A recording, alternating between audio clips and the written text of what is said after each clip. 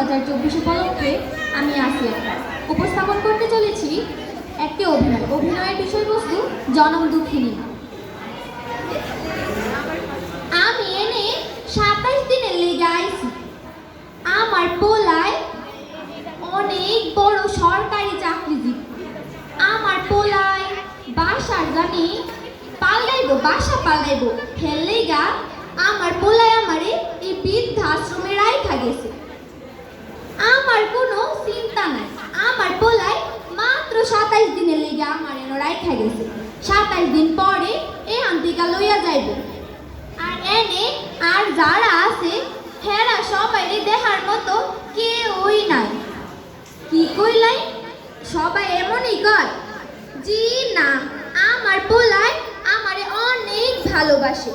আমার পোলায় আমারে এখান থেকে ঠিকই লইয়া যাইব। দেখবেন আমি আমার পোলারে এখনই কল দিতাছি। হ্যালো বাবা, বাবা তুই ঠিকভাবে পৌঁছেছিস তো? না, আসলে পৌঁছাইলে কি না হেলে গা কল দিলাম। কাইটা দিল?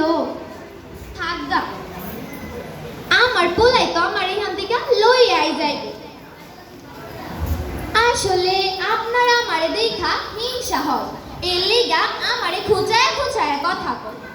আমার পোলা তো আমারে এখান থেকে লইয়াই যাইবে। আজ 15টা দিন হইয়া গেল, পোলায় একটা কলও দিল না। পোলাটা কি আমার কথা ভুইলা গেল? একটা কল দে পোলারে। হ্যালো বাবা, 15টা দিন হইয়া গেল, তুই তো আইলি না বাপ।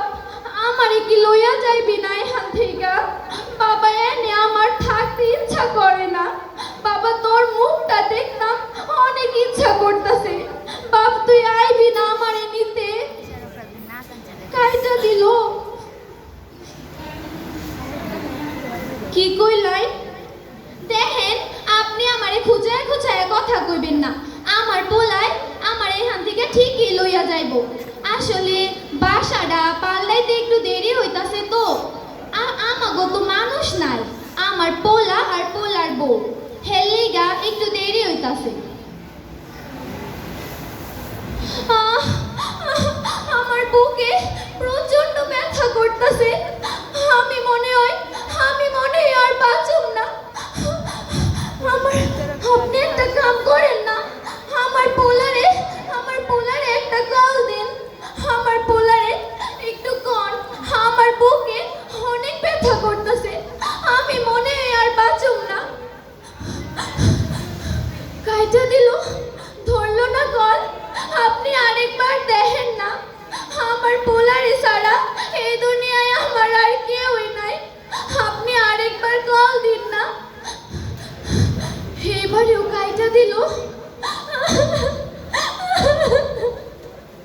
আমার পোলায় আমারে নিতে আইব না, আমার পোলায় আমারে নিতে আইব না।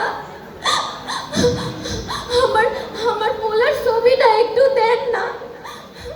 বাবা তুই বুঝলি না বাপ, এই মায়ের কষ্ট তুই বুঝলি না।